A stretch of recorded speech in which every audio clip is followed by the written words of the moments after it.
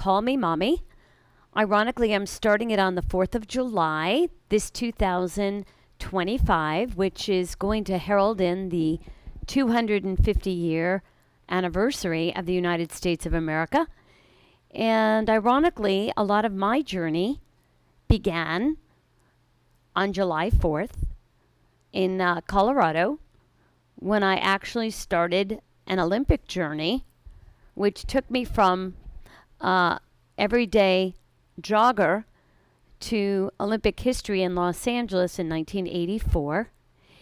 And this is why I decided I wanted to do a podcast. I've had a lot of years of American experiences as a real American woman, as a real American citizen.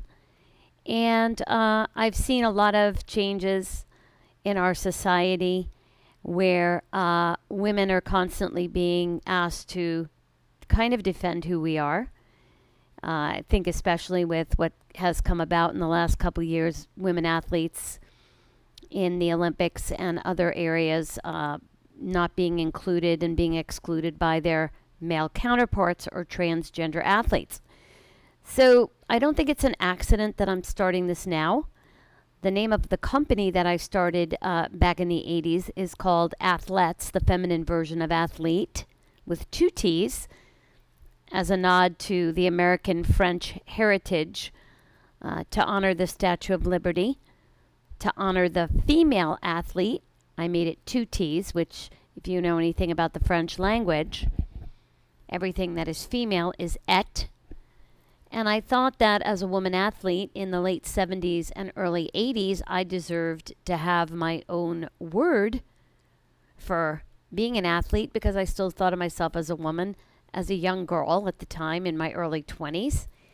And I was testing my capabilities to see what I was capable of. And I wrote a book about my experiences called Nowhere to Run, K-N-O-W, Where to Run, An American Odyssey. Now in an audiobook on Amazon. And I kind of chronicled how I experienced being female. I did a very in-depth look at being a woman. I had to, because of many circumstances which were beyond my control at that time. I had a mother who almost lost her leg in a car accident. And I had a very bad experience with a broken relationship. So there was a lot of brokenness in my life at that time. And I had to reassess who I was, what I was, and what it meant to be a female. And I think this journey that we'll take together will hopefully enlighten and inspire and entertain all of you as I look at the depth and the soul and the strength and the will and the courage of being a woman, especially of being a mommy. I dedicated my company and my book and my life's work to the greatest event all, giving birth, because I think that the challenge, the courage, and the endurance of a woman's body is naturally built for something far more, far greater, I believe, than an Olympic event.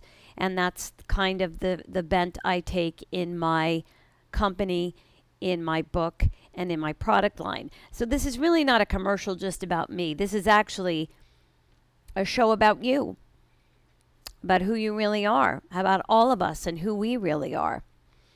And I hope you will take a moment to look at my website, see who I am and what I've done, and come to join in as we take an exploration of being a real woman.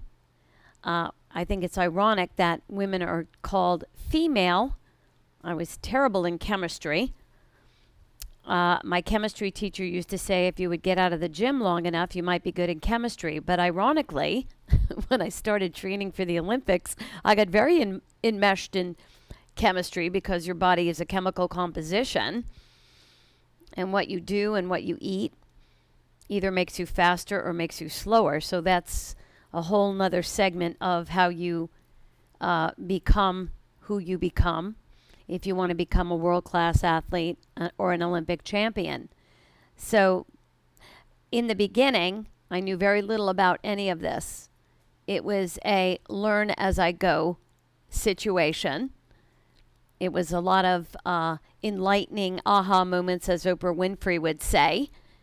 And I had some amazing experiences, which I'd like to share in this podcast and radio cast with all of you. So to all the women out there, pull up a seat. To all the men out there, I hope you'll take a minute to listen in. Maybe you will understand your women better, and maybe we'll all get to understand each other better. I wish you a happy 4th of July, and on to celebrating the amazing American tradition of the United States of America and her Independence Day. God bless, and we'll see you tomorrow.